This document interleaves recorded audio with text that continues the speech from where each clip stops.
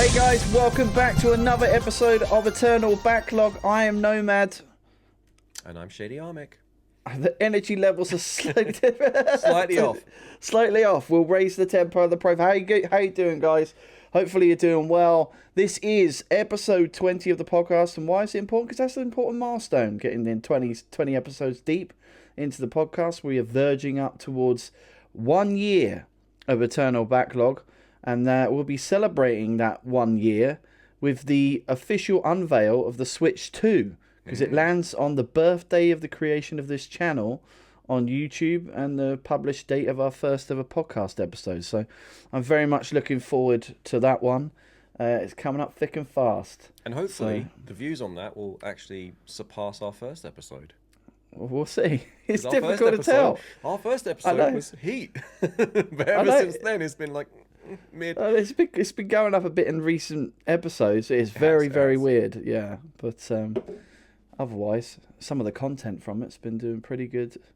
So it's not all bad. Coming up on today's episode, we've got our featured game of the episode, of course, Split Fiction. All of the latest gaming news that has been dominating the space. And much more, including a possible little new segment that we might touch upon maybe every couple of months. But we'll let you savour and ponder at this point what that actually is. So, Shady, how have things been going generally anyway? You've been all right? I think it's the last time we've recorded. I've learnt how to finally drive and have a car. You got your license and you got a car now. Well, hey. Exactly. Freedom's a beautiful thing. I've been all right. I've been going through my own little bit of computer hell. So got myself a new computer because I was well overdue, and decided to go a little bit too far out. Got 2 monitors, got a really powerful Mac, new keyboard, got a custom mechanical keyboard. So I spent a good 12 hours, well, not 12 hours, but a good 2 hours putting that together. Finally got a Stream Deck, so a bunch of equipment that I never really got round to buying, just stuff to make my life a little bit easier. Yeah. I'm loving it. I don't know, how's it coming through? I feel it's looking a little bit more crispy. It is looking a bit more crispy, yeah, absolutely. Yeah. So that's that M4 Pro doing that crispiness. Exactly, and that extra horsepower is already reaping its benefits onto the channel. 2 reactions in 2 days. How about that? So it should be a much more, hopefully, easier editing experience. Oh yeah. The podcast takes a long time to edit, in case you guys didn't realise at home. Almost a whole weekend. It's crazy amounts of time. And I think that's going to help significantly, especially if I get a microphone that can intelligently remove the dog's noise as well. The dog's noise, the vaping, the chair squeak. Yeah. You'll never. Well, it might cut the vaping out, but I'm never stopping vaping during the show. So the vaping, the chair squeak, it might cut out. The dog, like the tiptoes of the dog, might cut out. I don't think it will cut out the barking though. Yeah, well, especially one of the dogs that nearly breaks the Apple Watch decibel reading. But anyway. What should we get onto to start things off? There's so much we could be talking about in terms of since our last episode. Let's get into the thick of a few things here. Let's go start with the Playstack, then we'll get on to our feature game, which will come with the Playstack anyway. Has it been pretty much from where we left off for you on episode 19? With the games you've been playing, because we did Avowed and it's our main featured episode. Yeah, we did. I think what might be a good idea is let's talk about Avowed a little bit more, just a temperature check, because we recorded a day or 2 after it had come out, so it was still relatively new. Well, I paid to get it 5 days early as well. You haven't touched it since, which says a lot. So, me being a bit of a completionist, I am forcing myself to play, and I do use the word force myself. I don't feel like I'm being drawn in. The hype has died down, even for a sort of 7 out of 10 game, which is not great. I'm not enjoying the story anymore. I just find it's dragging on a bit. I don't understand what they're talking about. I'm skipping a lot of the the cutscenes and stuff like that, the conversations.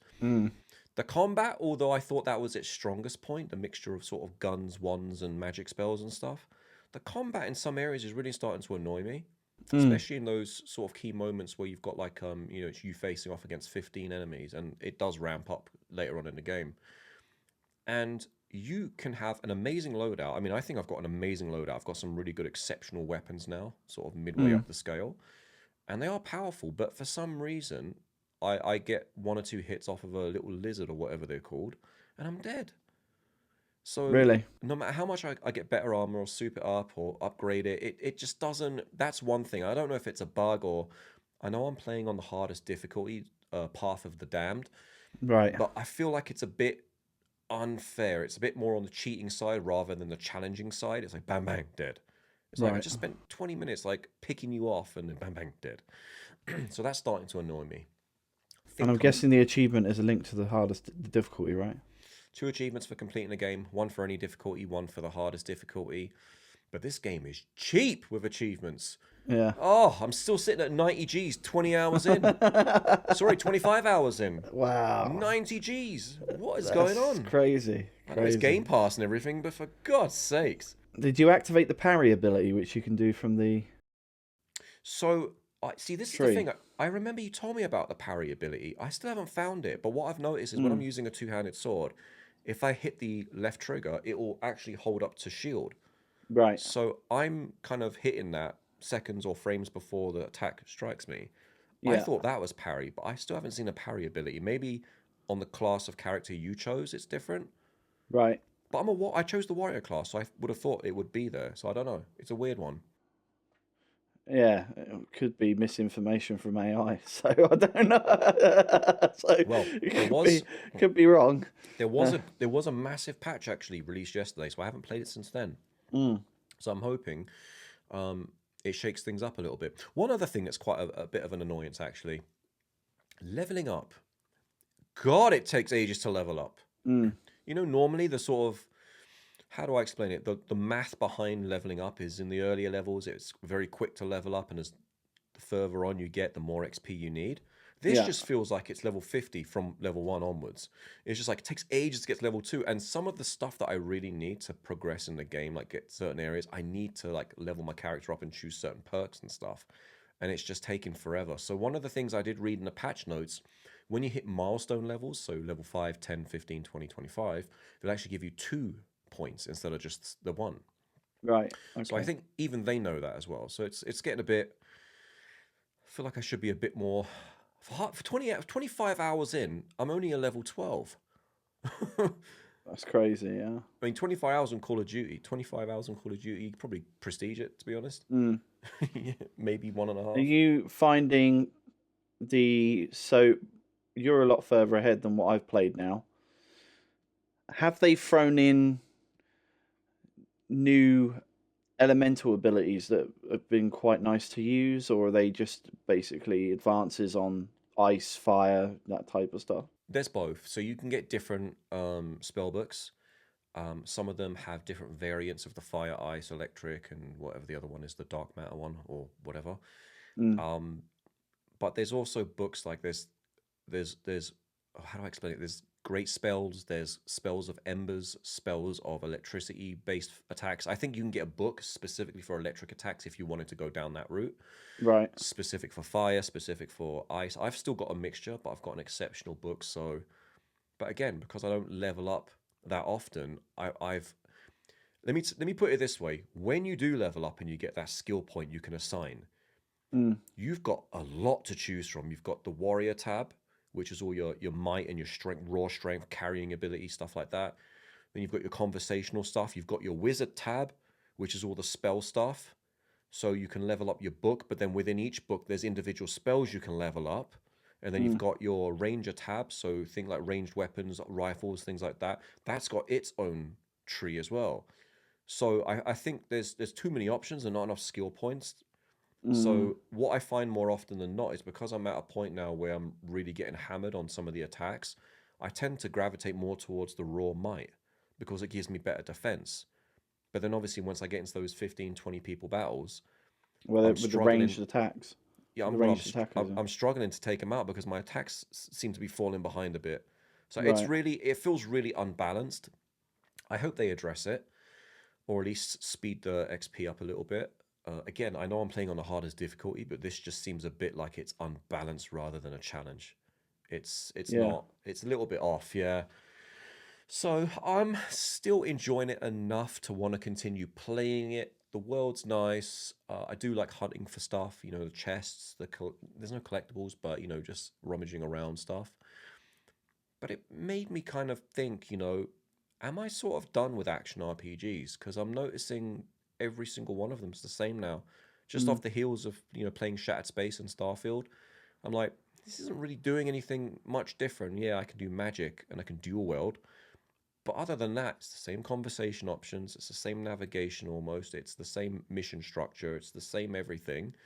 You Yeah. know, I'm a big Fallout fan, as I've said many times. I find myself questioning, like, what can they really do besides porting it to a new modern engine to make that game feel really refreshed? And I know I don't know if we talk about this later on, but you know, rumor has it Oblivion's going to get a surprise release any month now. They're going to like announce it and then drop it a week later, sort of thing. So I don't know. I'm a bit nervous. Well, Oblivion has a ton of mechanics that somehow Avowed didn't bother to include. So you might actually get a bit more of a richer experience with that. But I did find sounds it funny, like sounds like maybe like System Shock's got to be on your list, like coming up soon. Well, I did Just buy it. something a bit I did different. buy it. I did buy it. Got it on sale for $15.99. I thought that's absolute steal. I mean, $39.99 was already a steal. That's one of the best games ever made. System Shock, bought System Shock 2. So, yeah, my backlog is growing on PlayStation now that I'm back on Xbox playing Avowed. You know, Yeah. not good. But outside of that, I mean, I played a little bit more of Tintin and the Cigars of the Reporter, and then obviously Split Fiction with yourself, which we'll get onto. So I've been playing a smorgasbord of stuff and not really completing a lot. So, Story of your life, though, isn't it? Yeah, pretty much. I like to dip and you know, try different things.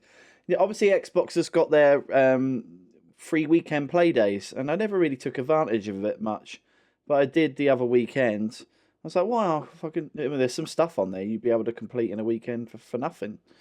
But I finally gave Test Drive Unlimited Solar Crown a go, which was, you know, when you think about Test Drive Unlimited was a launch title for the 360, did pretty well. This just doesn't cut the mustard anywhere close. It is nowhere near to Forza Horizon 5. The game launched with a ton of bugs, and the game still got bugs because I had hard crashes just selecting races, of all things. So you know it's bad when you can't even select a race. Exactly. It's just not particularly that great. The driving mechanics seem okay, but they're mostly nighttime races I've come across so far, rather than any of them being set during the day. And it's just a really weird start to the game. It's like some of these racing games feel like they have to introduce a character or something, right? Or introduce a story to a game.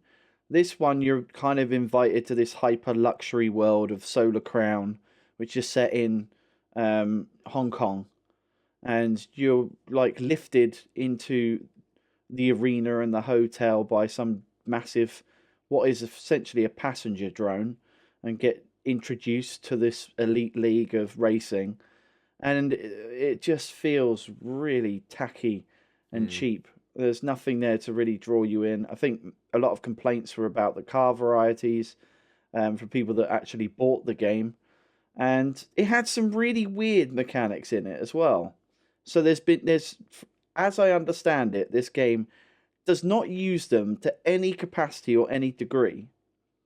But they've introduced the ability, whilst you're driving around to your next races, to have car functionality that you'll never actually use in the main game. Oh, lovely. Such as being able to indicate left and right and actually treat the roads like if you were following the law on the roads, except there's no one on the roads to stop you if you break any laws or you get fines or anything. So driving it's really simulator weird. Without the punishment. Yeah, which is pointless. Sounds amazing. I feel like Test Drive, though, is one of those games that they started off strong, the first two, and it's just never been good ever since. No, I think Unlimited was the last good one.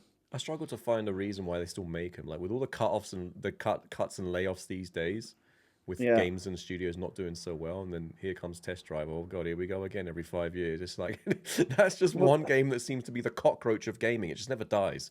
Well, they had the perfect opportunity as well because we didn't get a Forza Horizon 6. So they had their own lane to actually do a decent one, and somehow they managed to mess it up. But it is what it is. So that was Test Drive Unlimited Solar Crown. Don't buy it; it's not worth it. Played a bit of Nuketown map on Call of Duty. I was just fancied playing some of that. And then I'll go on to these games that I've never played before. So also on the free play weekend was Born of Bread, which is a 2.5D action RPG, turn-based RPG game. Bit of a quirky storyline to it, to be honest with you. Basically, you are a boy that was made by a baker basically he went to bake bread, and then you turned out that you kind of got alive from being baked as bread, and you basically look like a doughboy. What the hell do you play? I've never even heard of this game. I mean, I don't think Born of Bread. Sounds like a cult classic. It was released in 2023. Yeah. So your character's called Loaf. And and you're accidentally baked into existence. And you start the game off lost in these woods, and you meet characters and you join each other. Typical turn-based RPG. I'd like the 2.5D art style. It doesn't remind me exactly of Paper Mario, but you can imagine what Paper Mario, the way that they navigate the world in that. It has a little bit of that element to it. I don't think it's doing anything particularly unique, that interesting. I could quite easily just pick up Final Fantasy VII and enjoy that more, the original PS1 version. So it was good to give it a try at least. But that was what was it called again? Born of Bread or whatever it was. Yeah, Born of Bread. Couple more then. So Antro, and you're going to like this one. I think you're going to like this. This is currently, and I want to say something very briefly on this because you remember the Xbox One generation. We had the Xbox 360 where you could pretty much get a demo of nearly every game released. There were so many game demos. It was a good way to try out whether you actually want to buy these games. And then when Xbox One came out, just complete dry. You couldn't get hardly any demos for any games that ever came out and released.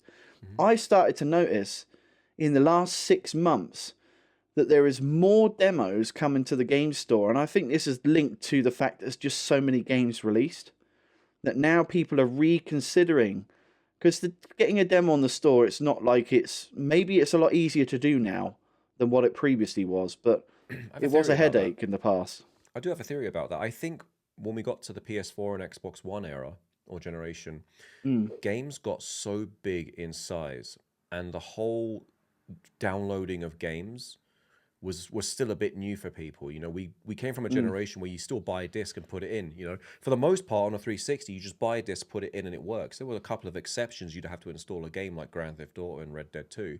Yeah. But for the most part, it ran straight away. And even if you were to buy and download off of the 360 store, a DVD, if I remember correctly, was about 7 gig. So it was still well within sort of high-speed broadband internet levels. And then you jump generations and you've got a launch title like Need for Speed Rivals that I got duped into buying. And that ended up being, I think, 53 gig. Yeah. So it's a massive jump that I think a lot of people just weren't, saying was worth it. They were still sort of in the disc mentality, and some people still are today. But I think now we've kind of advanced, 10 years since then. Internet speeds are great nowadays. Yeah. You can remote download if you've got a PS5, because the Xbox never works when you remote download. But yeah. Yeah. Well, it's nice to see them coming back, because I want to talk to Sarah Bond about that. Well, there might be something that they're working on, apparently. 15 bloody years, that feature still doesn't work reliably. Why?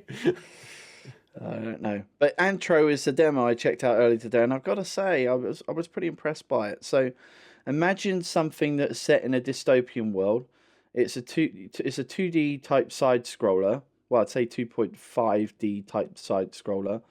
It's kind of got a cyberpunk dystopian / inside vibes about it. But where it's different is it's actually a rhythm-based platformer. So you're using this really nice, I think it's South American or something like that, kind of R&B, rap music, all of that type of stuff that you have to follow to chain this person to get them to the end of the level. And basically you're a sort of a delivery worker and you've got to get from one place to the other. Where you're only focusing on getting the timings right, whether that's breaking the objects you need to break or jumping or sliding onto something, you can really appreciate what they're doing with trying to tell the story in the background whilst the music does what it needs to do. So the game isn't out yet, but it's definitely worth checking the demo out. I reckon if you're looking for something that's a bit different, but you like those little... What's it called again? Antro. It's the latest demo, I think, on the Xbox store, so it should show up in the demos for PlayStation. But check that out because it's got hip hop, drill, R&B, and electronic music. You have to navigate your way through, wall running, jumping, and dodging obstacles. So there's a few puzzle elements in there as well. I like that one. I also played a bit of Mecha Break. This was the free-to-play equivalent of Armored Core. That is, well, I think it's free to play, but either way, it's in a demo state at the moment. And it's kind of, I imagine it might end up being similar to the first Descendant, where it is one of these games that you can get hold of, but there's still like narratives and stuff, like an actual story to it rather than just, arena-based play. That was pretty fun. There's loads of cutscenes going on. It's high energy. It's made by, I think, an Eastern studio, so the characters in the game actually look like, you don't mind looking at them. But if I haven't played a mech game in a very, very long time, so it was good to give that a try. It's high-paced, high energy, and it felt pretty decent from what I've played of that. So that's another one I recommend playing. And then the last game I want to talk about is a game called Hot Wax. Hot Wax was... I looked at Steam Next Fest, which happened a couple of weeks ago, and that's really a celebration of all the new indie games that are coming out or due to come out on Steam. Hot Wax is... It's buggy, trust me, because I've managed to hard crash the game a couple of times. It's obviously not out yet, but when it works really well. And it is basically a Tetris clone, but they've obviously changed a bunch of mechanics. So rather than stringing together full lines, you have got your lines or tetraminos are actually made of candle wax. So you can go in and set and ignite the wicks, which then sets off a chain, like a burn chain, and that's how you clear stuff. It sounds interesting because the missus is really big on Tetris. So it might be one of those games that I can play with her. So I actually, speaking of Tetris, it was funny you said that because it just reminded me. Yeah. Tetris Forever, nice big update this week. Yeah. They added 2 more Tetris games because my biggest complaint with this is it's not all the Tetris games, which is what it's led to kind of believe. It added 2 more Tetris games, and they've reworked a bunch of the mechanics in the new Tetris game that they added to the pack as well. So, because I found that once you master the mechanics, it was really easy and 100% of the game like within minutes. So I might revisit that, to be honest with you. But looking at Hot Wax online, I've just downloaded Antro because, yes, you're absolutely right. That is my style of game. Oh, this is like an 8-bit kind of looking game. Yeah, it's got a lot of proper retro feel to it. But the music, I haven't, obviously, it only gives you one level. Yeah. But the person behind the music on this, it's like... On point. It's really super on point. What was the name of that game where you're the... Oh, gosh, remember on the Xbox 360, the red character, the platformer, what's it called? Super Meat Boy? Super Meat Boy was really known for its music. This game is... Whoever's doing the audio for this is doing on par levels of real nice chiptune type music. So I'm hoping this game comes to an end, it actually goes out, because it was a part of a game jam as how it actually got created in the first place. So I hope they finish it. What's it on at the moment? It's only on Steam? It's Steam, but there's a Mac demo. Wow, okay. So they've actually done enough to give a Mac demo as well, which is nice. Wow, okay, interesting. I've actually got a game to play on my new Mac. How about that? There you go. Get the Mac game going. It's pretty... you have to let me know what you think of the music, because it's... It's very, very strong. Anyway, should we go on to Split Fiction? Let's go for it. Right, Split Fiction, Joseph Fares, Hazelight Studio. Let's just go with the narrative here, because what we're hearing is supposedly the early Game of the Year contender. That's what we're hearing in the gaming media. That's what everyone's super excited about. Now, look, don't get me wrong.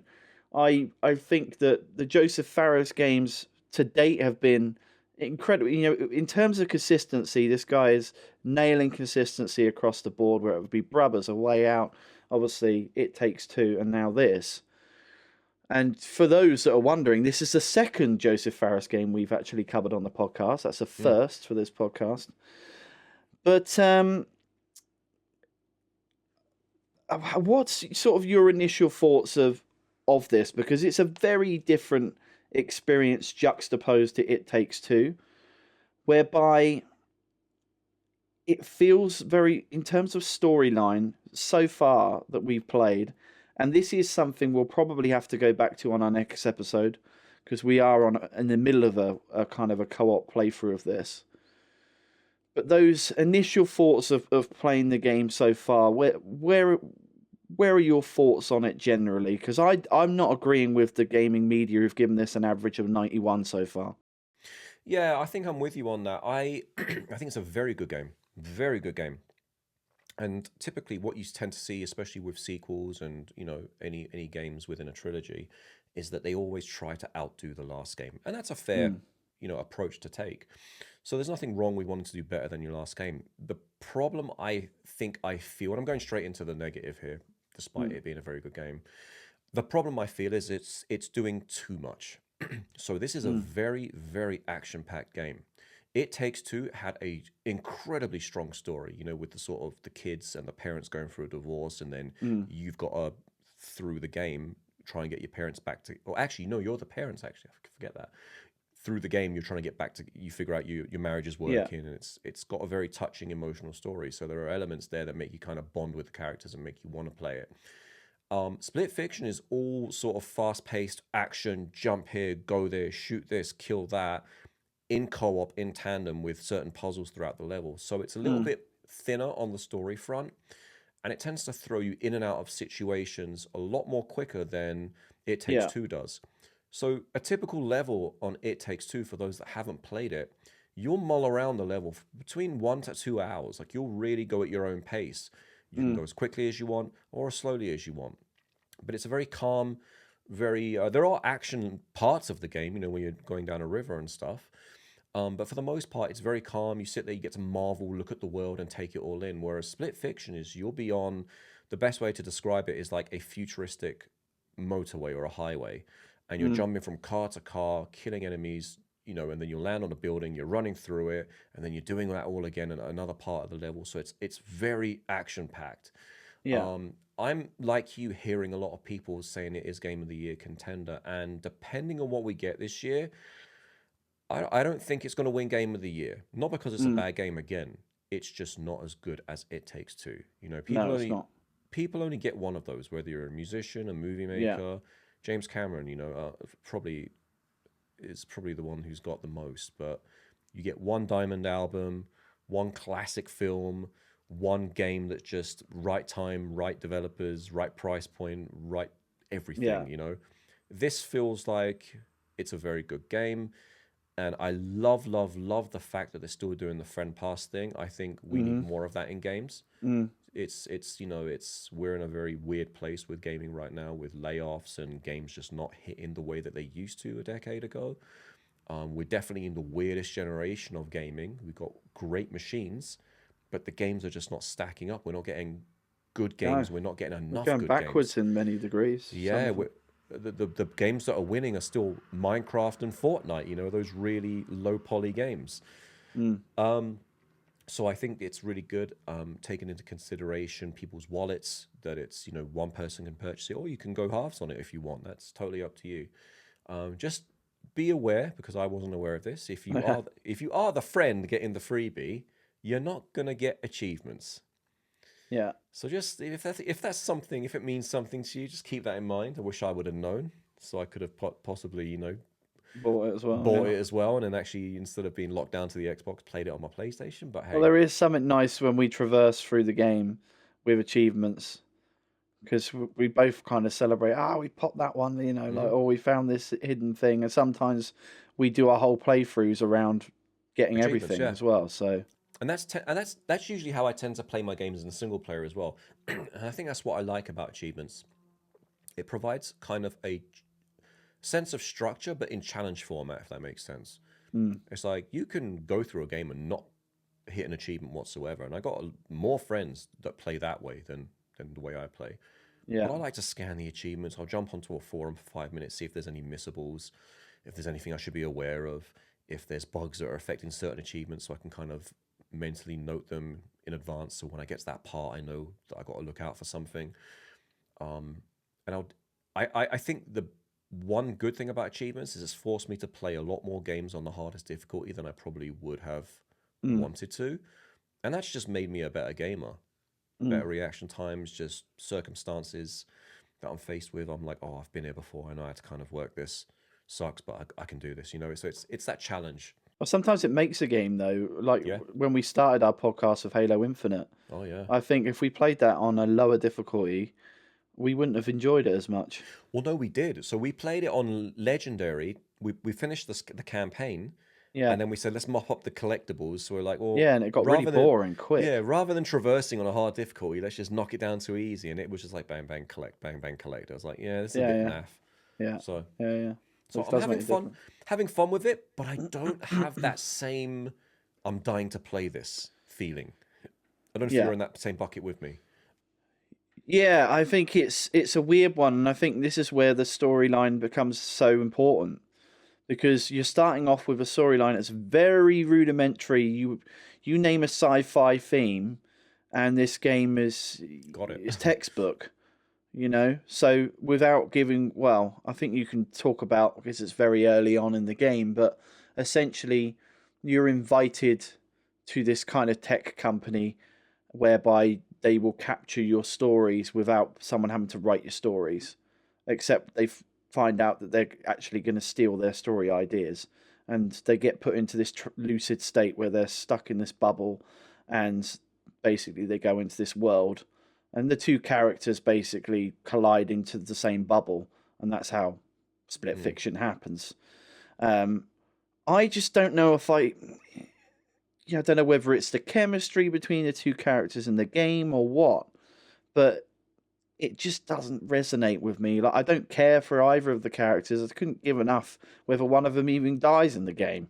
It's just, there's just something that's not quite there with those characters. Now, look, I'm more than happy for something to happen. I hope something happens later on in the game that makes you want to change that element to it. Maybe it's a bit of a slow burn start, and all of a sudden the interesting aspects of the story come. But we've not seen it 6+ hours in, so when is it going to come? But the biggest criticism I have with this game is because of the frenetic speed of which things are happening, predominantly in the sci-fi element of the world. So for those that don't know, it's sci-fi and what's the fantasy, because each writer likes sci-fi and the other one likes fantasy worlds.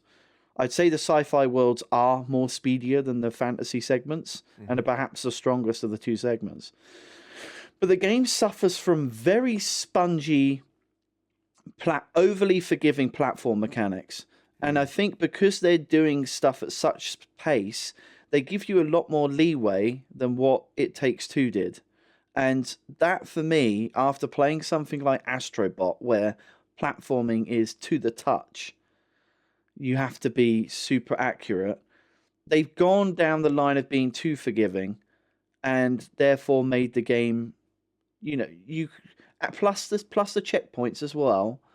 There's a lack of challenge, and there is no multiple difficulty levels on this game, as far as I'm aware. So that for me made a big difference. It felt like they were hand-holding too much in this, and it really took away from the experience. I think one of the things they absolutely nailed, though, that I don't recall ever seeing in It Takes Two were the side stories. I think those side stories, when you There's stumble more mini across games them, than It Takes Two. yeah, and they weren't even great mini games, to be honest. Like, you have to Yeah. hammer a button to get to the end or But whatever. it was good having that versus mechanic, though. Sure. But these mini games are absolutely hilarious. I mean, they're the first one you'll encounter in the game are, you're both pigs, and one farts and one kind of sort of does like a Stretch Armstrong type thing with a long neck or whatever it is. And the farting, just sets the tone. For 20 minutes you're just farting, as you jump, farting pigs flying through the air. It's just great fun. And then let's not forget, those pigs turn into sausages later on. Yeah. So Nobody saw that one coming. Yeah. Yeah, and then you've got a mustard and ketchup yourselves. Well, actually, no, even that's co-op. So one's got to squeeze the mustard and ketchup, and then you get eaten by a little boy, and it's just there's a nice element of weirdness with those side missions. So definitely appreciate that. Yeah, definitely. I think my favourite part that I've played of the game so far, perhaps not the boss. I thought the boss wasn't as exciting, but it was when we both had the motorcycles. That was just really like super high energy, loads going on the screen. I really enjoyed that element of it. Yeah, and it was free. It was free roam, not free roam, but there was quite a degree of control with the motorcycles. It wasn't too on rails. Whereas with a game like that, I would have expected it to be a little bit more on rails when it came to that. But there was enough deviations from the path, jumps, ducks, swinging while you're on the bike as well. Yeah, it was pretty decent. In terms of just a quick one, in terms of a score, if you're to grade this out of 100, what are you sort of leaning towards? When I did, because someone on X was asking, what do you think this game will score at? And I knew, like with anyone trying to create masterpieces, that your next game is very unlikely to follow up and do as strong. So I came in at 85. Interesting. I actually had 83 in my head. Yeah. But yeah, we're literally in the same ballpark. Yeah. Yeah, and I would probably give it somewhere in that mid 80s. I don't know where the 90s are coming from. I can only suspect. It's been too long since they played It Takes Two. But we could be wrong. We could come back next episode and the second half of the game is stellar. But I'm not seeing where it's going to happen. And that's the great thing about websites like Metacritic, because it's you score it as a collective. You may have a few people paid off who'll give it the 10 out of 10s, but then you've got the actual, the real sort of journalists and the real gamers and the real players who give it a fair shot and say, you know what, it's not a 10, but maybe it's like an 8.5 or something. So it's I think I definitely think there is a lot more in the way of praise given because of Joseph Ferris. I think he's like not an anti-hero of the gaming industry, but he comes across as the I don't give an F of the gaming industry, if that makes sense. And I think that's a pretty accurate statement. He's very much like, I don't care. I want to make this game. It's going to be effing great. And I think it's refreshing that we get that, because everyone plays so safe, making sure we check all the boxes in games, that everyone's covered, everyone's represented, and, it's got to have microtransactions and all this BS. He's just like, look, I want to make a game. We take about 4 years on average to make a game. And the way the world is, we think that this is the approach we should take. Make it co-op. And he's deliberately, and this is an interesting one, he's deliberately, again, not added a matchmaking feature in this game. His approach is like, I want you to go out there, make a friend or find a friend so you can play this. That's why the friend pass is free. Yeah. Now, if you want a matchmaking service, most likely each one of you would have to buy it. But that's kind of the trade-off. And I'm like, that's an interesting approach. Yeah. You literally got to jump on the forums or find someone at work and say, you know what, I've got this game. I'll give you a free code or whatever, and then let's jump on. And then guess what? In the long run, you've made a friend. Yeah. So I think that's a really interesting approach. And I think he gets a lot of points for that, quite rightly so. It's very admirable. Yeah, definitely. He is definitely up there with Sean Murray's redemption arc. Yeah, for sure. Not quite, what's his name? Jeff Blazinski, but, Well, he's making comics now. So. Is it Jeff? Cliff, that's it. Jeff Blazinski. Cliff Blazinski. But yeah, I knew it wasn't ever going to be quite as good. But we'll see. You never know. It might have a stronger second half. It's good enough, though. Yeah, it is. It is totally solid. I think I just came out and thought, I'm just going to be... Maybe I overly thought I was going to come in and get blown away again. That's a normal reaction. Yeah.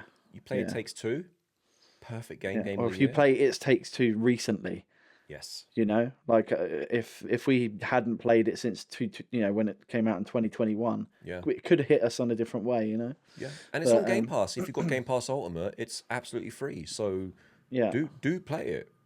yeah, Do play definitely. it. Absolutely. I would like to see them go after, and I know Hayes like. I would like to see them go back. You know they're going to do something in, whatever they're going to do next. I think if they took on the story of dealing with death, they would absolutely nail how to tell that type of story. Like that could be another really emotive thing they could lean on, that could do something that really throws them in a different world to where they've been before, but they know how to execute with the story. But we'll see. And this has given me ideas now. So you've got one character who's alive and one character that's dead. Mm-hmm. That would be amazing. Yeah. One's in the real world, one's in the dead world, and you kind of only you two can hear each other or something, communicate. Yeah. That'd be amazing. Yeah. Joseph, if you're listening, there's the idea. It's free on a plate. Just give us a free game. With achievements each this time, please. Yeah, exactly. So that was Split Fiction. We will circle back around on our next episode to talk about it, because we will complete it, even though I know you obviously don't get the G's for it. But the game's enjoyable. So good enough to continue. Exactly. So that leads us really to our news section, and there is a bunch of it. There's some of it I'm going to rattle off really quick, to be honest with you, because studio closures and stuff like that is pretty much par for the course at this point in the gaming industry. We had Monolith, the makers of Middle-earth, Shadow of Mordor, Fear, and Condemned, have gone under, closed. Unbelievable. 250 to 750 jobs cut. There was a shift to focus on key franchises like Harry Potter and Mortal Kombat. Obviously, the wrong places to focus on, to be honest with you. But that is Warner Brothers management for you. That is directly responsible for messing up. CEOs. Mismanagement that ruins it. You've got, Monolith is a solid studio. You've got Fear, Classic, Condemned. People have been begging for another Condemned for years, myself included. Great game. Middle-earth, 2 solid games. They even have the Nemesis system, I think, which was like something that hadn't been replicated anywhere in another game. IGN talk a lot about it. But instead, what are they? They're focusing on, where did I see it? That stupid Multiverses. That was it. Yeah. Multiverses. Because that's what everyone... That's been canned as well now, so... Well, we talked about. Yeah. God's sakes, man. I don't know. Speaking very briefly, since we're talking about the studio, there was a random rumor about Xbox now potentially buying Ubisoft. I'd say that's... Buying Ubisoft IP. IP, right, okay. Which, to be honest with you, I'm not even excited anymore about Microsoft doing anything. We'll get onto this, because there's a reason why. Yeah. Yeah. I don't know. I imagine they probably would like to grab the rights holdings to Assassin's Creed, but... Well, it doesn't matter. Everyone's going to get it anyway. Well, yeah, so it doesn't matter who buys it. It really doesn't matter. Yeah, it's very true. Next up, Monster Hunter Wilds, which we said on our last episode we couldn't understand why people like this game. Well, there's obviously a community for it, but it was the dirty-ass graphics that this game has. Yeah. And even on PC, this game looks like dog shit. So I don't quite get why people... But it had incredible launch success. So 1 million concurrent players on Steam within 12 hours of the game's release. It's doing pretty well. So there you go. There sometimes they're just games that don't quite understand, not a cup of tea, whilst other people really, really enjoy it. And that's pretty much Monster Hunter Wilds, Elden Ring, and whatever, those types of games that I'm never going to quite understand or ever get. But, that is the choice of gaming for you. Yeah. And speaking of player counts, Steam. I'm seeing a lot of people of comments coming off the back of Xbox's direction video, which you've had over 100 comments on that video now, and there was quite a surprising trend of either people jumped to PlayStation, or they've just said, you know what, I'm just going PC gaming. Yeah. And we're seeing an uptrend in people moving to PC, and Steam has broke its official peak player count record on the 2nd of March 2025. So that's a peak for concurrent players. So it's showing more people using the Steam platform, whether that's handhelds, PC handhelds are responsible. But your loudest voices in the gaming community, all your kind of funnies and your IGNs and everything, and Paris, that bellend, they're all saying, "Oh, this is good for gaming. It's good for gaming." How's it good for gaming when there's a mass migration of gamers? The results speak for themselves. Xbox is dead in the water. Their next gen is going to fail, and we'll talk about that shortly. Right, okay. You see, I'm very passionate. It's where I woke up now. I've got the Coke in me. Coca-Cola, that is. Bioware restructuring and layoffs happening there. What a surprise after the Veil Guard. We'll see what happens with their next game, I guess. Speaking of Veil Guard. They can correct course. Yeah. Veil Guard was given free on PSN this month. It was, yes. And apparently no one's downloading it. Even though it's free. Yeah. I downloaded it because it was new, but... Well, you just claimed it. I just claimed it. Claimed it to the library, yeah. Just in case. They patch it, Yeah. Well, you never know. But, well, maybe they've learned the lesson from that particular release. And maybe BioWare could reclaim what was an iconic studio name. But we'll see. There's not really much else to say on that. Where do you want to go next? Did you want to break up the news section and talk about the Xbox bit? Because I see you itching to kind of hit this topic. There's a lot of Xbox news. We've got leaks, we've got announcements, we've got predictions, we've got pain, suffering, probably sex in there somewhere as well. Which is definitely gone off the rails now. Let's talk about this because it's leaked big time. Project Keenan. Project Keenan is Microsoft's handheld project. Let's just call it that. Okay. They are pretty much doing what everyone has predicted. Yeah. They're going to build a framework, a UI, a skin, an ecosystem, and then have everyone outside of Microsoft make the hardware. It's the 3DO in 2025. It's the Steam Deck approach is what they're doing. Yeah, Interestingly. They've looked at Steam and they've said, you know what, or Valve, and they've said, you know what? This is working for them. People like the PC handheld. And there's a bunch of PC handhelds out there. And I think to some degree for enthusiast gamers and tinkerers and people who want to hack and put PSP games on it, it's a great little system. I even came close to buying one myself.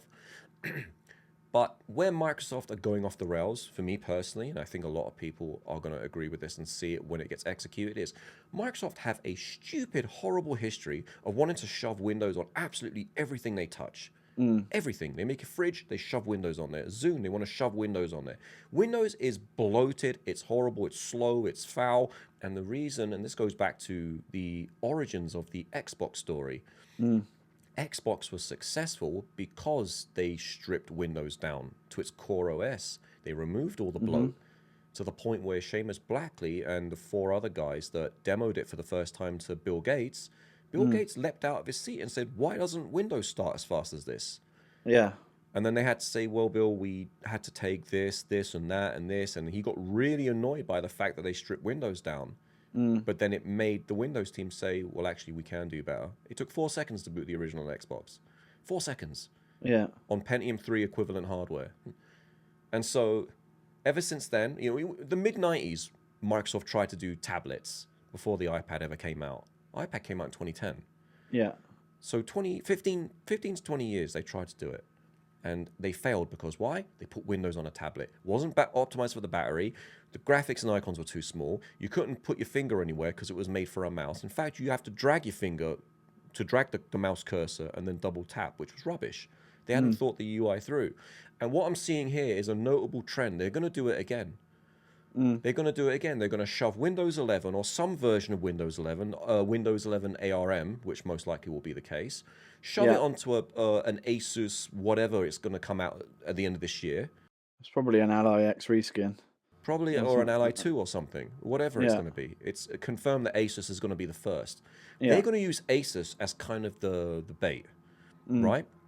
They get the exclusive dibs on it. They sell a bunch in the meantime. They'll grow their sort of core base. And then Microsoft allegedly are going to release the Microsoft branded one next year.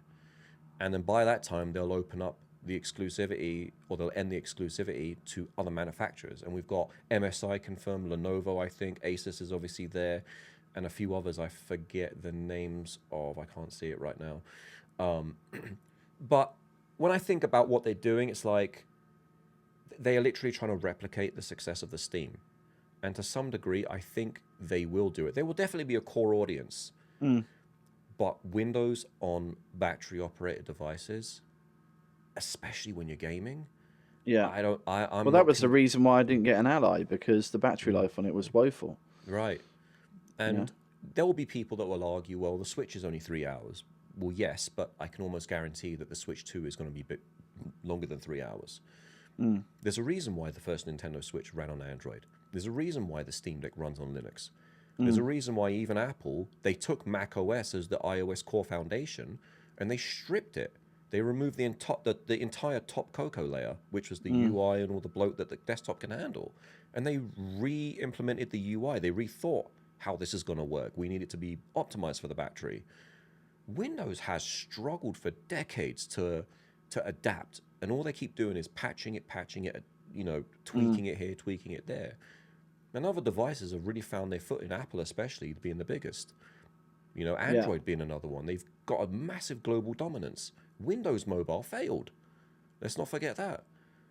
You know, so other than this, I mean, even the Surface tablet, all right, got a little bit of steam, no pun intended, but it didn't really, it wasn't a serious iPad competitor. It was more of a business tool. Yeah. And to be honest with you, I haven't seen anyone carry one in probably 4 or 5 years. So what are we doing here? Well, so obviously going back to what Phil Spencer came out in a recent interview in terms of a dedicated handheld, he said that was several years down the pipe. So I'm guessing this is kind of like a halfway house, plug the need, and if what we've heard is correct, that this is going to satiate the base layer Series S line and this new console that they're apparently working on in 2027. So goodbye 2026. Well, they're saying the handheld is going to be, and I caught something the way Jason Ronald was talking about the future in the latest official Xbox podcast. He said, and even the chick next to him, Fatima, who kind of does the AI stuff, they both said we'll be announcing something later this year about the future or something to that effect. So all the rumors are kind of coinciding together now. It's all adding up. We know that there's going to be an announcement for the handheld this year. And if they can squeeze it out before Christmas this year, even better for them.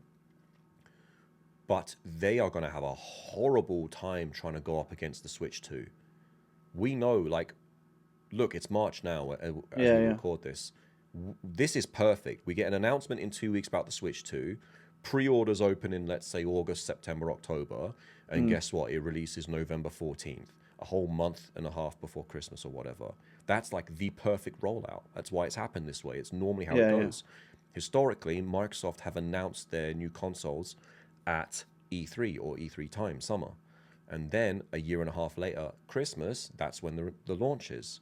The only one that didn't fall victim to that was the Series X. They did it at the Game Awards show. But, they showed the hardware, but they announced it at E3, So, if they're going to go up against the Switch, if they're ballsy enough to think that the Switch is different or their hardware is different enough that they've got a fighting chance, I think they're going to be very shocked. I think they're going to be very shocked. This whole approach of let's all play Kumbaya, sit around the campfire and have a device that has multiple storefronts on it, okay, it's great for the consumer, but it just waters down the whole thing.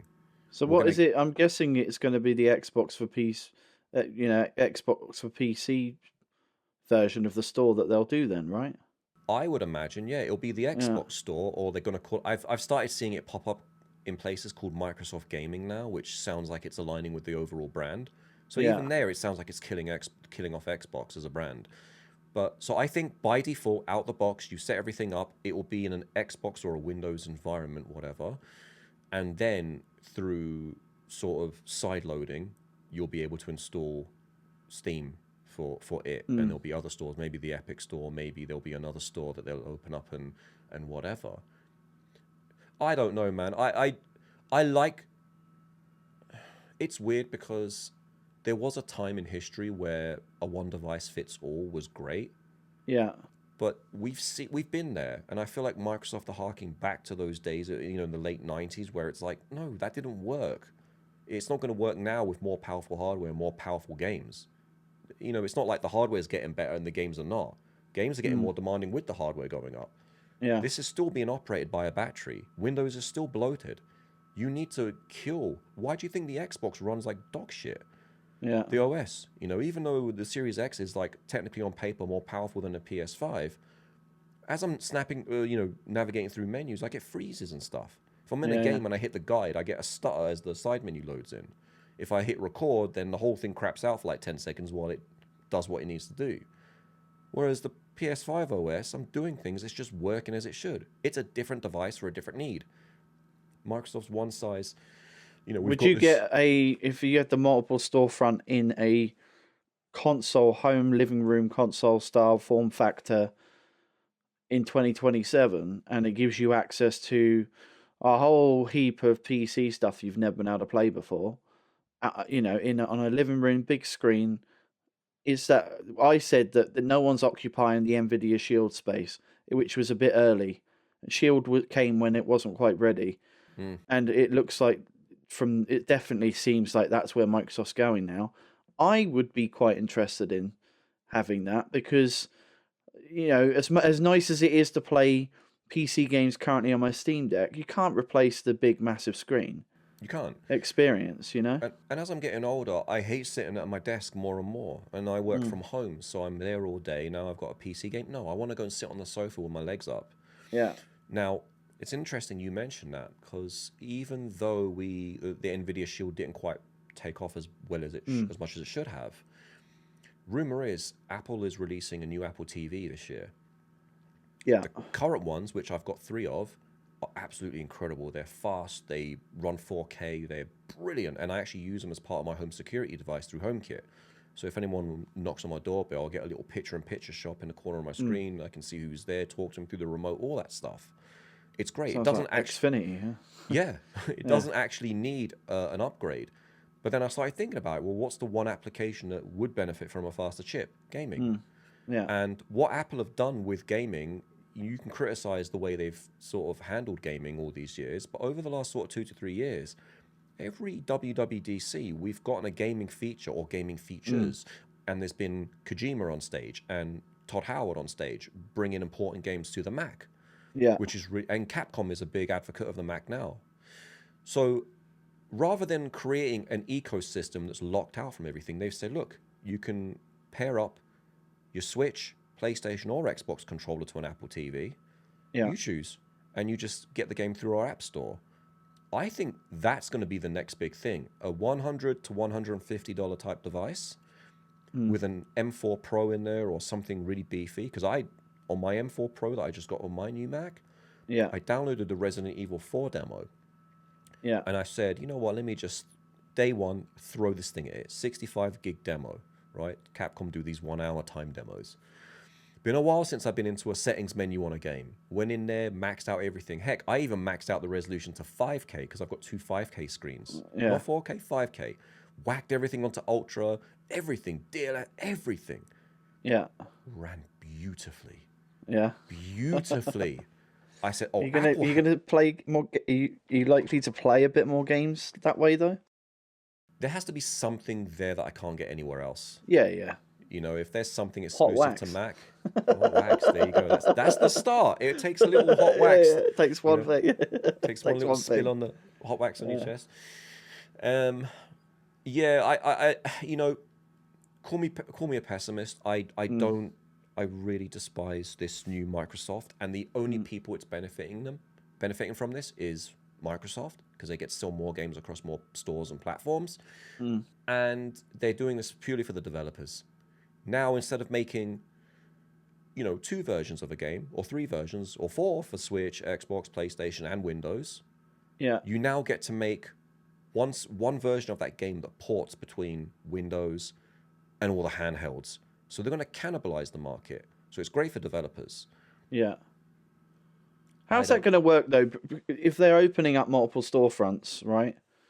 How's that going to work from... Is it you just basically, as a gamer, you can access games from multiple storefronts, but they might be the same games that are listed in multiple storefronts? Is it just going to be a case of you select the best price, whoever's got the deal on? Well, that's how it works with physical retail, isn't it? So you've got, you know, store A sells it for $29.99. Store B says, I'll sell it for you for $29.99, but you get a free T-shirt. In this case, we get a free download or something like that. There's 2. I think I've mentioned this on a previous episode. There's 2 ways they can go about this. One, they can have a store button on the dashboard somewhere. Once you get to that store page, you'll have a choice of different storefronts, and you select Steam, Xbox, Microsoft Gaming, Epic, whatever other bootleg storefronts open up in the future. That's one way of doing it. Or, and I think this is probably the more modern approach, is you go into the store page, you don't select a storefront, you browse through the games. When you go to the game page, like let's say I pick up Resident Evil 9, I go in there, then when I click on the price button, a drop down appears saying, okay, Microsoft Gaming, $69.99, Steam, $49.99. You choose from there where you want to have it tied to. And Microsoft have been good about tying in other accounts. You've got your Discord set up now and your Microsoft profile. You've got, I think they removed X, but at once upon a time it was there. Facebook was there. I think there's something else there as well. Streamlabs, YouTube Gaming. There's a bunch of, you know, integrations in the OS. I just don't want everything to become Windows. That's my issue. For those that love it, fine. Grab a PC and go nuts. I'm not anti-PC gaming. I'm anti-Windows having to be spread across everything. You know, it's Windows sucked for the Xbox One, sucked for the One X. We're still seeing remnants of it on the Series X. We haven't had a new dashboard in like over a decade. Yeah. Meanwhile, the Switch 2, simple, snappy, apart from the eShop. That'll get rewritten though. PS5, amazing dashboard, snappy, everything works. Picture in picture, game sharing. You know, it's great. It works. It's fast. It's modern. It's, for God's sake, it's got HDR. And the Xbox dashboard still doesn't have HDR. Windows struggles with HDR on PC. You see, it's all the problems that you have on PC are shared across every device that Windows is integrated with. Yeah. I don't like it. And I don't want to get to a point where I've now got to put Norton antivirus on my handheld just because some bloody game got infected. I don't want to go back to those days. There's a reason why I went Mac. I don't know. I don't see it working as well as Microsoft are hoping. I don't. I think it's going to be the new thing. It's going to disrupt gaming. It's going to get people excited. I think people are going to go, wow, for the first 6 months. And then it's going to be, you're going to see the YouTube videos. 6 months living with my ROG Ally 2. Well, it's great, it works, but man, this battery sucks. Man, the fans, oh man, the heat pumping out of this thing.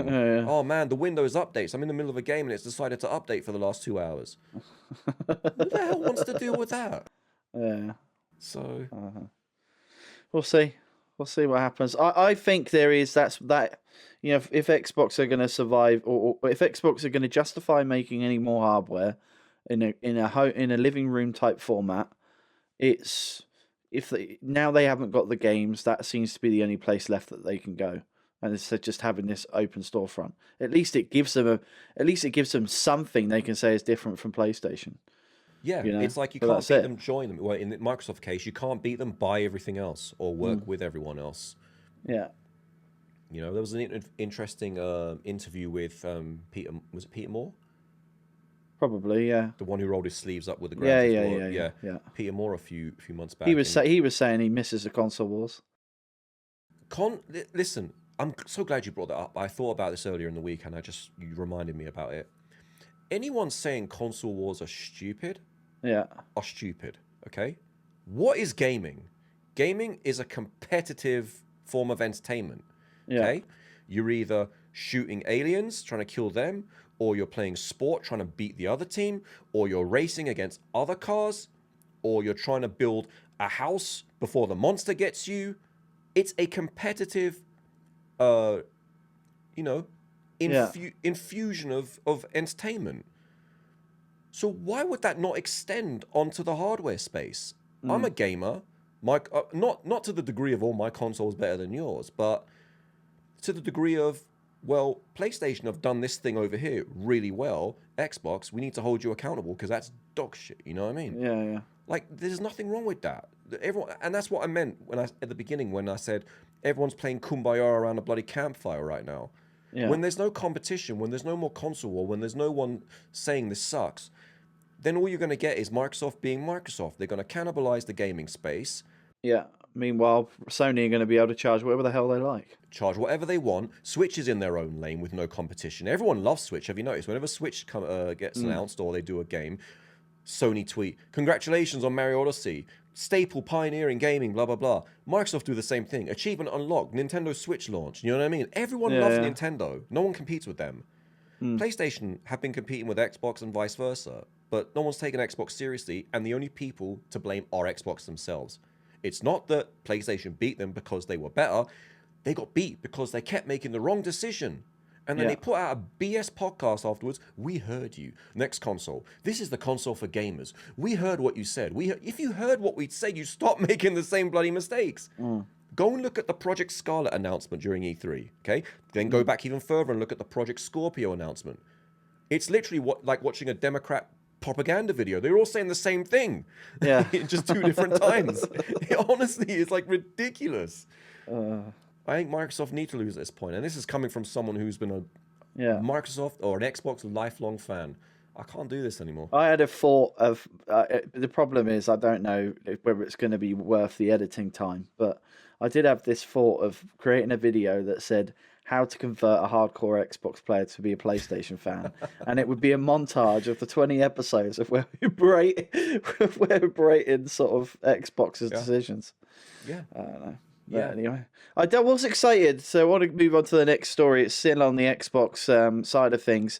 So I talked a number of podcasts ago about what I saw at Microsoft Build last year and the excitement around AI and development. It was only last episode we talked about AI and video gaming. We've actually seen Microsoft actually officially now confirm that Copilot is coming for Xbox. And look, hold me out. It sounds like a funny, stupid thing. Windows coming to Xbox. See what I mean? But I'm looking forward to this because if they do it right, which is the chances are they're not going to do it right. But if they did it right, it could really, really add a dynamic feature to gameplay. Yeah. I hate stopping a game. If I'm stuck, I have to find a walkthrough, go on my mobile phone. It takes me out of that immersion that I was in. Whereas if I could just be able to speak to someone on my headset or it intelligently, I mean the way that that Fatima was saying is that it's going to be intelligent in a way that it will know that you're stuck and give you a period of time of which to figure it out yourself, but eventually come in and say, do you need some help with this type of thing? Or I think out of the box, it seems like it's going to be only available on the Xbox app for mobile to start off with, and then it's going to feed onto Xbox. They need to do it well. And one of the things that you really need to do is it can't just be Minecraft. Oh, yeah, we've got this voice-enabled feature. You can ask it any question about Minecraft. They need, if they want this to work, is sign deals with GameFAQ, True Achievements, things like that, content partnerships, where so even on day one launch of a new game, we know these people have the game weeks in advance to start building their guides. Now, in order for them to get fair return on the work they do with a traditional walkthrough, they would need to sign a content partnership similar to what OpenAI has done with how they're building their sort of real-time models. They're giving it's a different way of accessing information. I'd like to see Microsoft do that, because if you can do something whereby on day one on launch, that support is already there out of the box, it's night and day in terms of you don't have to leave that screen to get support. And Microsoft, if you're thinking of opening up Bing, get out of here. That ain't going to cut it. You don't launch a Bing browser to the help article. I want that thing either overlaid in a nice way and not, but it's got promise, right? No. Oh, it's not. Because Microsoft, again, are doing what Microsoft do, okay? So they've got the chance of being one of the biggest companies in the world. And like I already said, they're shoving Copilot into bloody Xbox. Fine, it's your own branded version of AI. Fine. But like anyone could have guessed, what do? They're going to use it for bloody store recommendations. How do I upsell? Do you want to upgrade your Game Pass? Do you want to go family member route? Oh, guess what? No. Avengers is going to be on the Xbox store this weekend for free. Or it's going to be add it to your basket. It's going to be It's like an Alexa, mate. Oh, God. It's going to be ad based, and I like where you went with the whole I need a help thing, because what PlayStation do very well, and I use all the time actually, especially with I think Astrobot.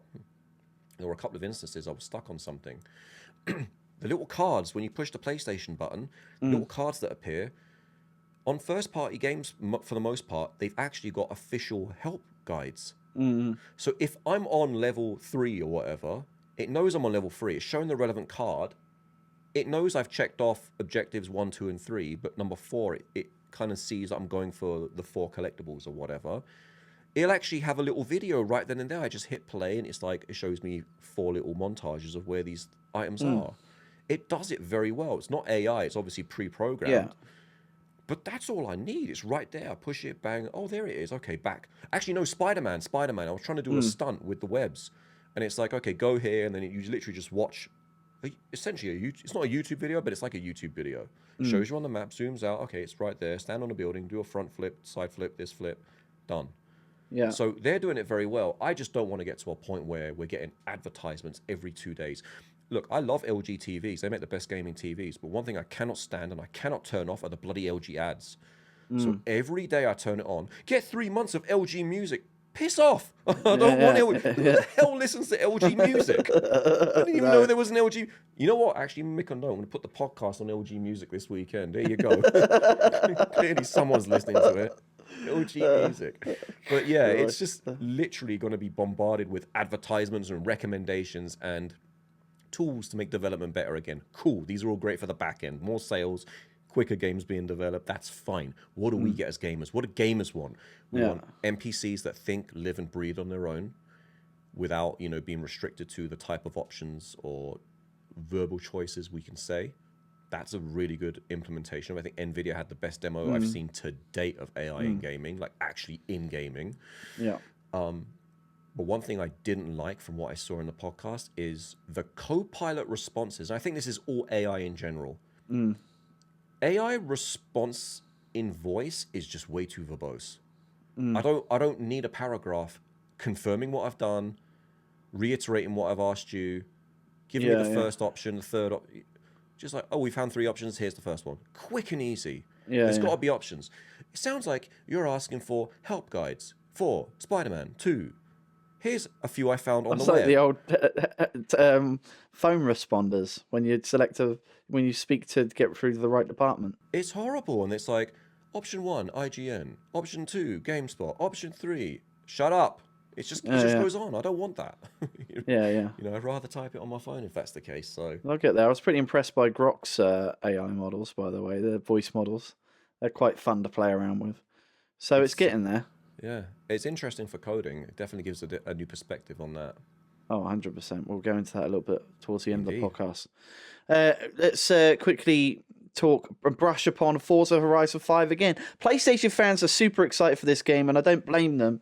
We obviously put a video out. I was thinking about the DualSense controller. I'm going to be buying Forza Horizon 5 again on the PlayStation because you just know that game's going to be amazing with a DualSense controller, and Playground will use it. So get a PS5 Pro. Go all out. Come I'm on. not going to get a PS5 Pro. With my TV, what's the point? That's a good point. Get a TV. Get an LG Music capable TV. But it does have Pro features, and we've got some information on that. So there's going to be 2 rendering modes, both for performance and quality, par for the course. One is 60 FPS, the other in 30 FPS. On both PS5 and PS5 Pro, the quality mode adds ray traced car reflections to races and frame. Did you want to do this bit? Because I get thinking with some of the terminology. Yeah, so on the Series X and the Series S versions, you've got options as well, quality and performance. But normally what you see on mid-gen refreshes, when they say quality and performance, the quality on the enhanced version is like how do I explain it? Qualities Quality tends to usually be 30 FPS, but really high visuals, whereas performance, they dial down the visuals for faster performance. Yeah. When you go to not a new generation, but a higher performing machine, what they tend to do is combine both from the old version. So you get the high visuals with 60 this time. That's going to be your new performance mode. Okay, well, if that's your new performance mode on the enhanced console, they're going to push the visuals and fidelity even higher on the quality mode. So you're basically getting the best of both worlds from the old version. I'd be keen to see if they add a 40 FPS mode, which is a very common thing that I'm starting to see on a lot of PlayStation games.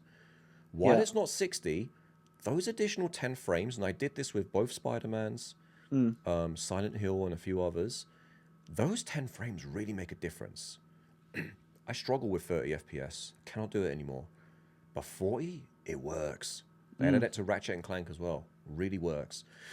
So obviously, as you've mentioned, they're using they're leveraging the features of the DualSense and DualSense Edge controllers. So you've got the haptics, which are huge, really game changing. Probably got some speaker elements to it as well. So little effects that bring the sound a bit more closer to your face, more immersion. Yeah. Someone said in the YouTube comments, by the way, that Ubisoft really used these in what's it called, the Crew Motorfest. So if Playground don't do it, I'd be amazed. The fact that Ubisoft did it, then it must be pretty easy to do. Anyway, carry on. I think it wasn't a widely adopted feature just because only one platform has them. But once the next Xbox has them, then it'll be one of those things that, like, okay, we can just roll it out. It's worth the development time, essentially. Yeah. Obviously, there's a little Q&A here I'm reading from. Can I play Forza Horizon on the PlayStation Portal? Of course it can. That even crossed my mind once. One thing I'm disappointed about, though, and I asked this on the last episode, will it have VR2 support? It does not have VR2 support. That one shocked me because as curious as I am to want to play this again on PS5 Pro, the VR2 would have been the selling point for me. Yeah. That would have given me a whole perspective on the game, a whole new perspective. But $60 for just haptics, a little bit of a hard sell. Yeah. Well, there's a question here, actually, because I didn't know that the PSVR could actually do this. And it seems to me like it's the way that I've been enjoying Xbox cloud streaming games on the Meta Quest. Have you tried the PSVR 2's cinematic mode that you can play any game on it? It just gives you similarly what you can do with the Quest. I've only experienced it when on the dashboard, when I'm choosing a VR game. That's a good point, actually. I've never played a non-VR game on the headset yet. I'll try that this weekend. Yeah. I actually just bought Red Dead Redemption 2 for like $15, so I think that'll be a nice, good one to try it on. Yeah, I'll try that. Yeah, worth trying, right? Because I've obviously banged on about how it just... Is it really a game changer? For me, it is, because it just cuts out all of those distractions, and you feel like you can be there a bit more when you don't see everything else around you. It just gives you that full focus. And I think for games that are storytelling narrative games, like the slower paced games, I if you ever get round to playing Lost Records, what is it, the Tell Life Me is Why, Strange? or Life is Strange, like something like that would be a perfect way to play those types of games in that mode. Interesting. Definitely. Yeah, I'll give that a try. Cool. So are you a day one then? What, day one for Forza? I don't know if I need to buy it day one. I just know I'm going to get it. I don't need to buy it day one though, to be honest. Yeah. So I am going to get it. Whether I'll get it day one, I mean, what other than Time to get your wish list out updated. wish list? Those wish lists are dangerous, man. Oh I my know. god. So there's a wish list on multiple bloody consoles I've got running at the moment. I've got Steam wish list, Xbox wish list, PlayStation. Yeah. Switch, yeah, PlayStation. What? But I wish PlayStation would let you wish list more than just 100 games. Yeah. Xbox Oh, is unlimited, but have you got 100? yeah. Blimey. I've got more than 100. My Xbox is bigger than the PlayStation one, but yeah. I am having a slight technical issue here with the Notes app, and it's not allowing me to scroll down what the remaining stories are. So, and for some reason, it's not. Oh, hang on, it's come back. Wow, that was a memory jam from a Mac device. time to get that new Mac Mini. No, I'm not doing it. I've just literally bought the fucking Wave stuff, so at a more car. reason it'll work better than on the Mac Mini. No, that's going to be your thing. I tried to get you to get a Meta Quest, and now you're going to be every 5 or 6 episodes talking I about tell you, Mac I'll Mini. be honest with you. I'll be honest with you. I'm not having buyer's remorse. I'm really not. I'm having a great time. I'm kind of glad I got the higher fidelity version of the headsets. Yeah, I'm glad I got that, especially with the Postal 2 announcement, Postal 2 VR announcement that I found out about today. Oh, I'm excited. Oh, I'm check excited. our reaction out for that on the channel. I just saw it randomly. I was like, oh wow, okay, this come out of nowhere. But apparently there's now a VR show that you can tune into, which you might have a bit more interest in now. That was a great game. I'd love to see him remaster the first Postal. It was like an isometric top-down shooter. That's going back a while, isn't it? Yeah. Oh god, yeah, that was on PC. Right, please work this bloody thing. Right, so up next, we've obviously talked about Forza. We talked about Project Keenan, and this scroll bar is still annoyingly getting on my nerves. I'm gonna have to scroll wheel. I have. It's not. I'm getting some weird lag on my Apple Notes thing right now. All right. Here's what we'll do. I'll take over then. So it looks like FSR 4 is coming to PS5 Pro in 2026, which was I don't know if it's shocking or not, because we know that one of the big three, in Mark Cerny's words, was PSSR of the PS5 Pro. One of the selling points, tentpole feature. To say, you know, we know that there's not been much success with PSSR. It's introduced a lot of shimmering with old games and unpatched games, and people haven't really seen the benefit of it just yet. But it looks like, and I could be completely wrong, I originally thought PSSR was Sony's own implementation of upscaling.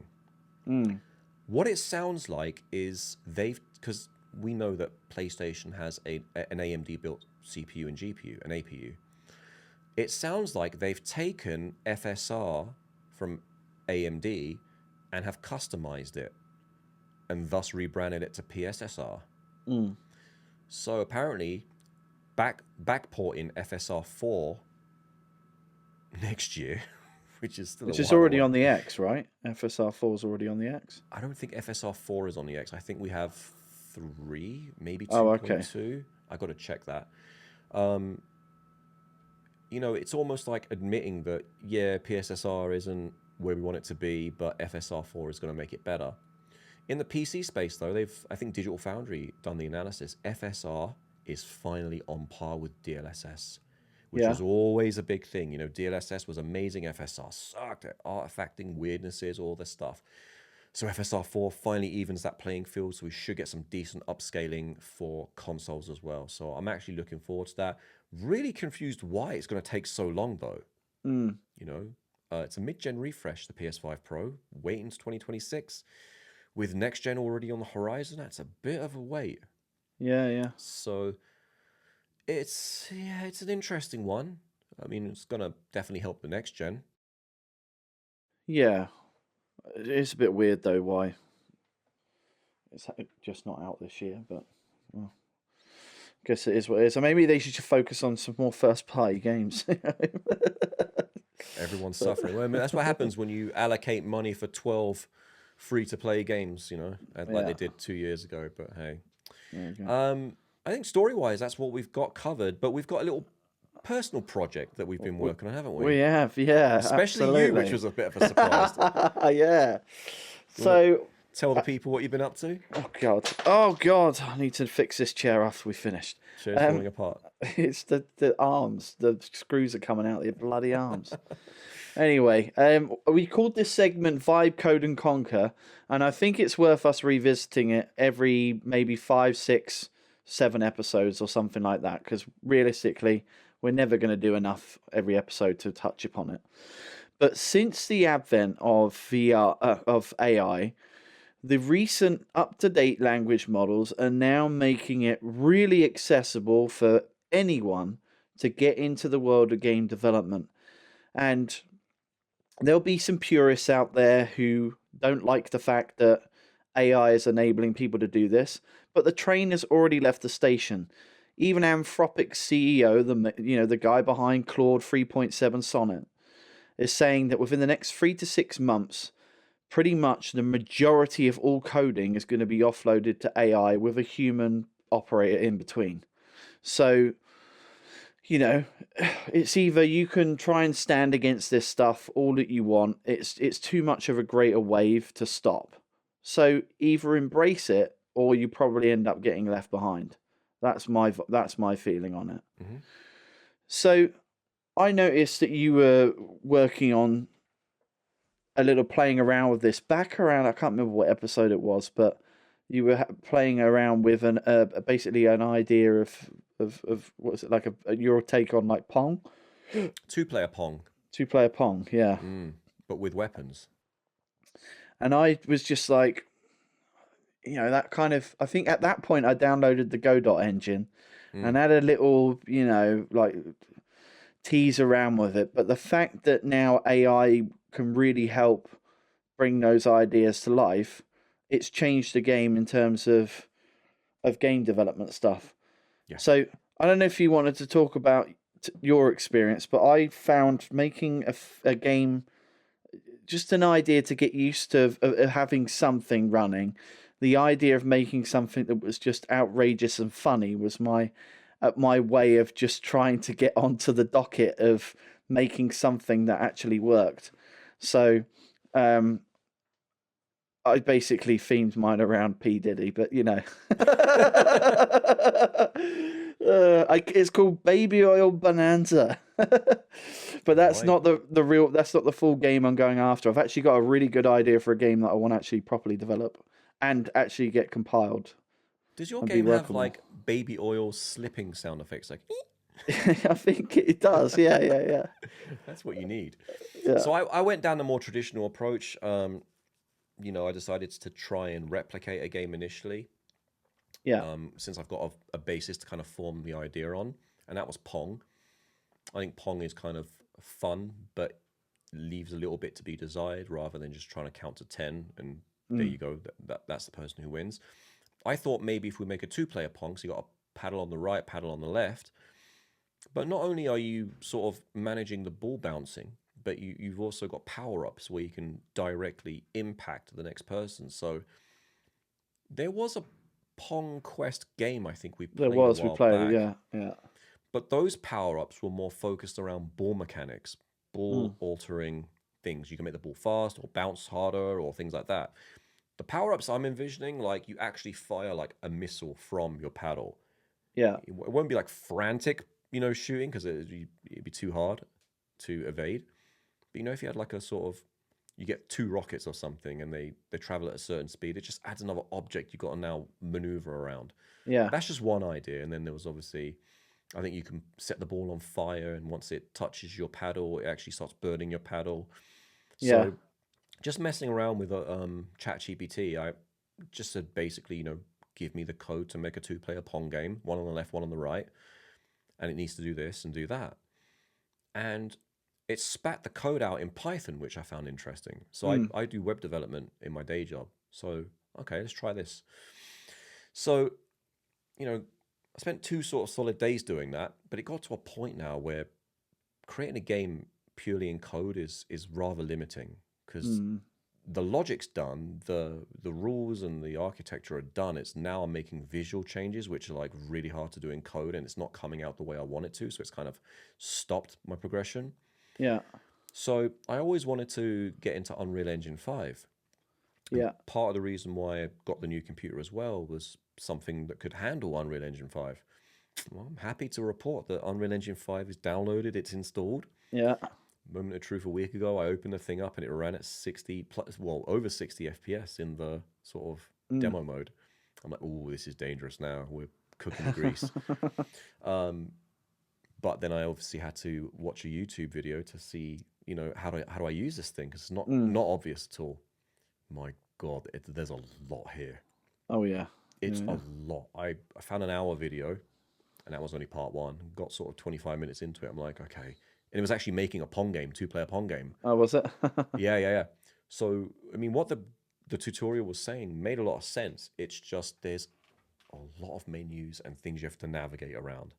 There's a lot of concepts I haven't quite got on my head around, like, you know, in not to get too technical, but in web development terms, you know, you make a CSS class, styling class, and then you can have that apply to whatever you want, just like reusable code. Yeah. They've got similar concepts with certain, I think they're called operators in Unreal. Right. So I've just got to get my head around that. You know, you can say, oh, I want this thing I attach it to always go left and be blue and look a certain shape, you know, so you've got things like that. So at some point, I'm going to try and make a really basic, it might not even be a game, just might be something that moves and works that I can export and get it running. I want to try and make it for the phone. Right. That's where I think if I start with the phone, get something, you know, working, cohesive, and then I'll take it to the streets or Xbox or whatever, you know. Yeah. The preview platform, put some more junk on the Nintendo eStore, the MetaQuest store, $2.99. Eternal Backlog Game Studio, what's his face? I don't know if we'll ever have time to Studios, I like that. If we ever have the time to really fully realise that, but so I've got a really good concept for a game in my head now, and I would love to be able to compile. I need to pick what I want to make it on. I don't need to run it on. I don't need to do it on anything like Unreal, because it's going to run. I want it to have a 16-bit aesthetic, taking you back to the days of Atari ST Amiga type graphics. Shovel Knight. Pretty much. And so I need to pick an engine where, you know, you can probably reliably compile it to be able to get it, you know, in a state to get it on a store, you know. You want to look into Unity. Yeah. Unity seems to be the sort of midway point between. I think they stiff you though. I think they got in. They were the guy behind it was the guy who at one point suggested you should charge you for bullets in games. I think they're like the cost. I remember something. I know for Unreal Engine 5 they changed the model entirely. So if you sell 1 million copies or less, it's completely free. Once you go over 1 million, then they hit you with all right, we want a percentage of this. Yeah. Contract, which is great because it helps people like me get into it. And then if it takes off, it takes off. I've made money. If it doesn't, I haven't lost anything, you know? Yeah, exactly. I don't know what Unity's model though is. I think they had something similar, but again, yeah, I did hear there was an announcement of sorts but I think they reversed it. So definitely look into that. It's definitely more lightweight than Unreal 5. Yeah. I'll have to have a look into it. I've got the idea, and basically the concept is a new modern take on the card game Cribbage. I don't know if you've heard of the Cribbage. It's the one where you got you got a cribbage board and you have to get to 121 points in order to be able to win the match. So it's a more modern, flavourful take on that 16-bit style, where you can face AI opponents where they've got personalities. And I don't know if you remember the Broderbund Software Shuffle Puck Cafe game on the Atari ST. Yeah. But imagine that sort of menu. You pick you select your opponent, and they do weird stuff whilst you're playing against them. But there's additional battle style mechanics to the card game. There's multiple ways to win. One's playing the original game of cribbage, and the other is risking. It's a game of risk because each player, not only the objective is to get to 121 points, you can also win by taking someone's health bar down to 0. So it's a game of risk and reward. So that's the idea I'm going to play around with. But I need to pick the right platform because I don't think Pygame is going to do it for me. So what's that other one? The Video Game Creator. Very basic. There's the Godot engine, which is I think I can't remember his name now. Pirate, whatever, isn't it? Pirate Software, I think, is building Earthbound on Godot or something. But I've never actually played with Godot. Well, Godot was the company that had that admin who went rogue in the last 12 months. But otherwise, it's meant to be a pretty decent little engine to at least make, decent 2D, at least 2D games and stuff on. I'm pretty sure Stardew Valley was created on this. Oh, wow. Brotato was on it. Oh, was it really? Okay. This might be a very nice starting point, actually. If Unreal's a bit deep for me, this might be a good little starting point. Yeah, I'm not even going to lie. I might give this a go as well. Well, there you go. So, around about 6-7 episodes from now, we'll give you guys an update in terms of what our little gaming development situation ever looks like. But yeah, I got hooked that first night when I really got into it. I pulled almost an all-nighter. I didn't stop. It was like 6 p.m. to 4 a.m. in the morning, just tweaking, finessing, adding the new ideas stuff. Let me see if I can do this, and yeah. You get that real sense of I can do anything feeling at some point. Yeah. I'm glad you experienced it because that's something that it's hard to get to, but once you get into that space where you're just like in hypersonic mode, it's the best feeling, like when you're coding. Yeah. I've had a few moments like that. I'm just like killing it. Just best thing ever. Yep. So we'll see. We'll see if we get anything playable. I'm not going to rush it though. I want to be able to actually make this thing. Smooth and look, baby oil best game of last year, arguably by some sectors, was a card game. Balatro, right? Yeah. So there you go. Who knows? Watch this space, maybe. But you could. I'm wondering what to call it. It could even be called like Battle Cribbage, or part of the cribbage game. Before your hand score gets counted at the end of the round, you have to play your cards against the opponent. Okay, I got a question and a suggestion, actually. Is the name Cribbage trademarked? It shouldn't be, because it's just a card game. It's been a card game that's been around for hundreds of years. It's not owned by a company. Okay. Second suggestion, call it Killage. Killage was an idea. I always had the idea of the word pegged.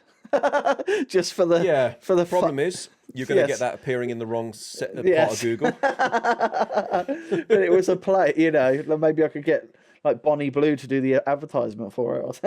I mean, you might even start a new category. Hub games. Oh dear. Anyway. There you go. Well, that's going to wrap up our episode, and we're going to be back a bit earlier than our usual cycle because we've been playing around with cycles. One of the things that we're keen to do is make sure that we don't lose the featured game element of our of what we do. We're probably going to break tradition for our first year anniversary show because we have the Switch 2, obviously announcement happening on 4th of April. And we said we're going to probably go back to back and do a podcast recording directly after that. But otherwise, our recording schedule is going to be a bit more floated around actually having a featured game and us not having to rush record that segment, because that's something you guys can enjoy and go back for all the episodes knowing that there's that one consistent thing that's in every podcast episode where you can go and check out our deep dive impressions of a particular title. So that will be April 2nd, which is a Wednesday. April 2nd. So we'll do. I think what we're trying to aim to do is try and do like a live stream reaction where we can kind of hot off the press just react live when everyone else is. Yeah. And we're just going to go straight into the podcast, just talk about what the hell we just watched. Because it's good. Yeah, exactly. It's going to be pretty dominant with the Switch 2 anyway. So it'll be a Switch 2 themed episode. I think a new piece of hardware deserves its own feature, to be honest with you. So there you go. Hey, we're throwing spaghetti at the walls, seeing what sticks. Exactly. Anyway, that wraps it up, guys. Thanks for watching. We'll see you guys shortly after April 2nd, then, I guess. On April 2nd. But there'll be content before that. We've got all the highlights from this and much more. Right. See you later. Bye-bye.